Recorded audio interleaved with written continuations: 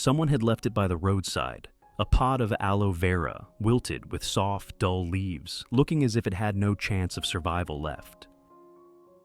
But I didn't think so. To me, as long as there is still life inside the plant, there is always a way to save it. So I brought this aloe vera pot home. Welcome to Great Garden. In today's video, I'll show you how to revive an abandoned aloe vera plant using a very simple, natural method with familiar ingredients you already have in your kitchen. If you have a weak or wilted plant, or one you were about to throw away because you thought it was beyond saving, be sure to watch this video to the end. Who knows, your plant might come back to life and grow lush and healthy, just like this one. The first step to revive the aloe vera plant is to cut away all rotten roots and any leaves that are waterlogged, soft, or damaged. Only keep the firm, healthy green stem and leaves to prevent the spread of fungal diseases.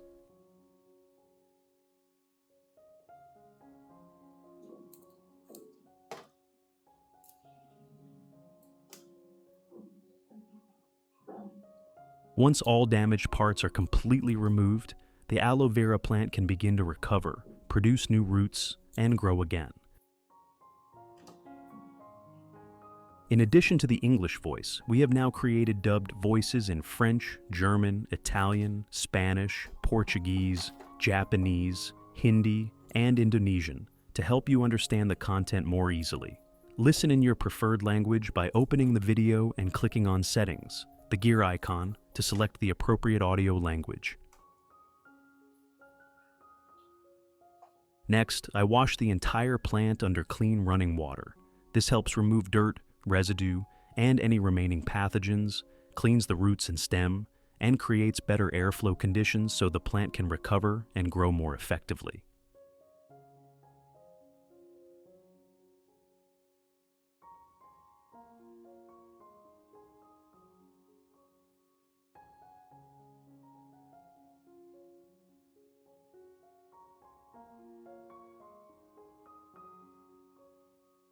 After that, I place the plant in a dry, well-ventilated area to let it dry off and allow the cut surfaces to stabilize, helping reduce the risk of bacterial infection.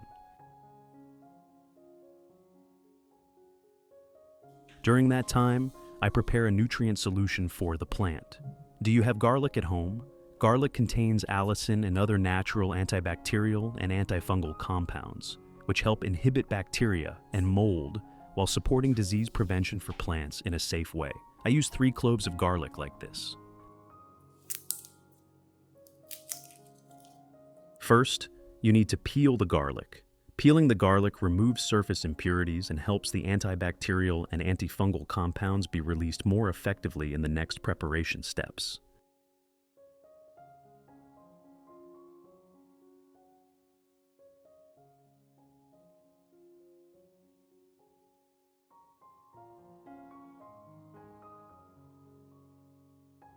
Next, slice the garlic into small pieces as shown in the video. Chopping the garlic helps break down the clove's structure and release allicin, thereby enhancing its antibacterial and antifungal effects, and allowing the nutrients to dissolve more effectively when soaking or blending.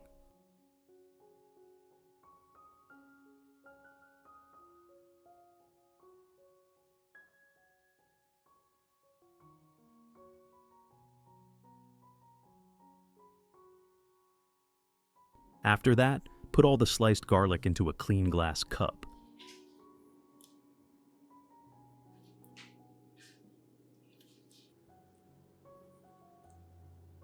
Add 500 milliliters of hot water to extract the beneficial compounds from the garlic. Finally, cover it and let the solution steep for about 1 hour.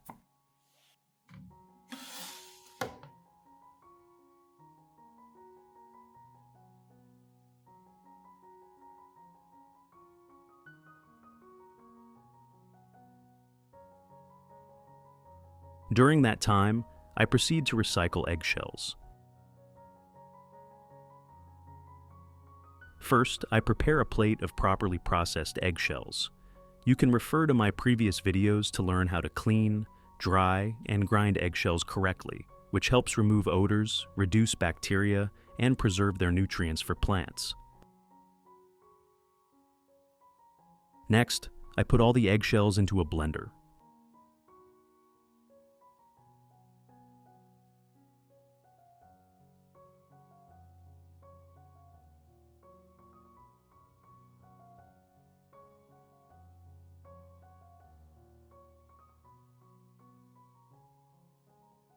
Then, blend the eggshells into a fine powder.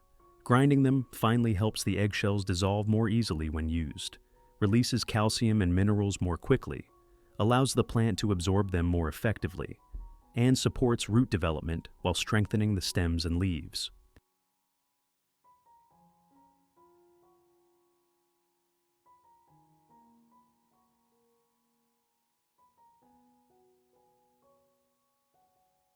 After blending, I end up with crushed eggshells like this.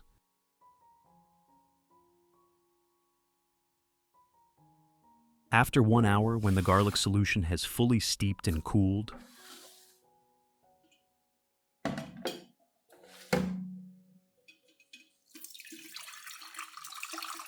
I strain out the solids and keep only the liquid extract. This liquid is exactly what we need.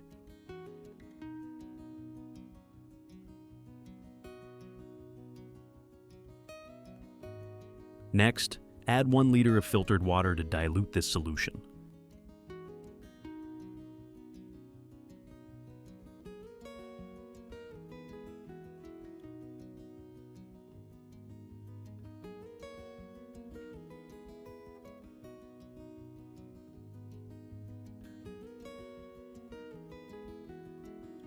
Once the solution is ready, I soak the aloe vera plant in the garlic solution for 15 minutes. This helps disinfect the cut surfaces, limit fungal diseases, stimulate healthy tissue to recover more quickly, and create safe conditions for new roots to form.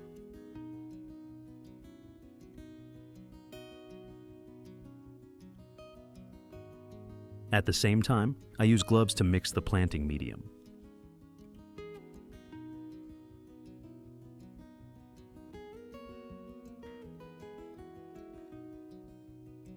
Prepare a mixture consisting of 70% loamy soil and 30% treated coconut coir.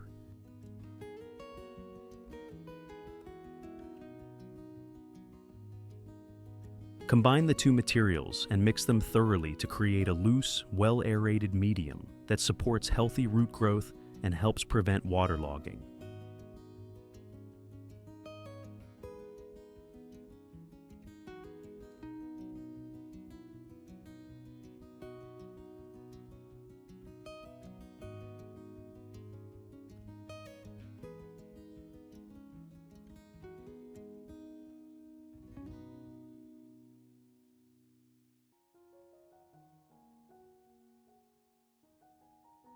After that, add 3 tablespoons of finely ground eggshells to the soil mixture.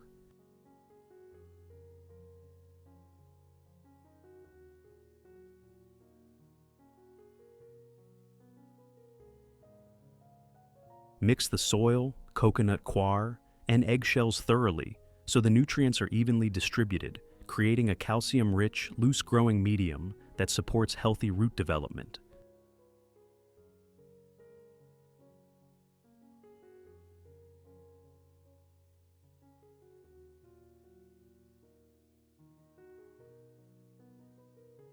After 15 minutes, I remove the plant from the garlic solution and proceed to replant it.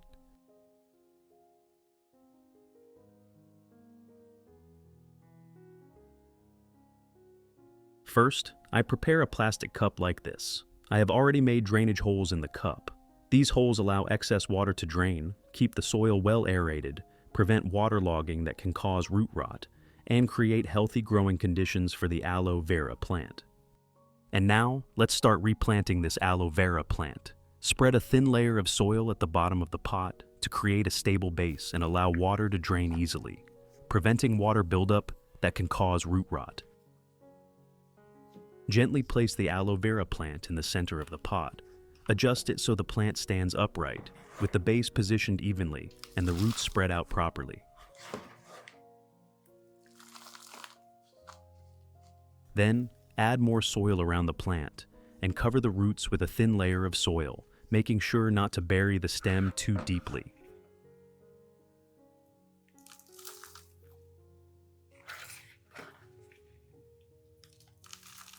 Finally, press the soil gently so it settles snugly around the roots, helping the plant stay firmly in place and be ready to recover and grow steadily in its new pot.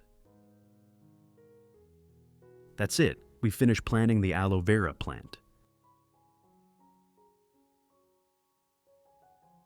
After planting, lightly water with a small amount of clean water to moisten the soil and help the roots make better contact with the growing medium, allowing the plant to stabilize and recover more quickly.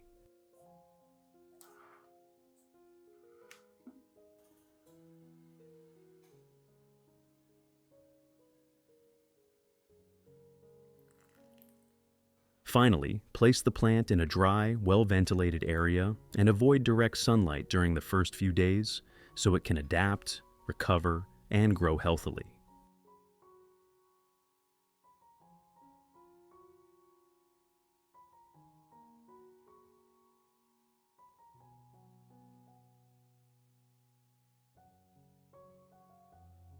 After 4 weeks, you can clearly see that the aloe vera plant has revived.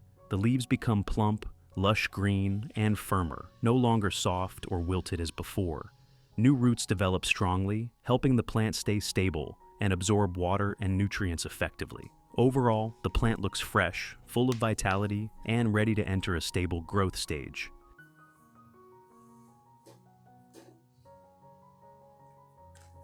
If you find this video helpful, don't forget to like, share, and subscribe to the Great Garden channel and turn on notifications so you won't miss any simple yet effective plant care tips.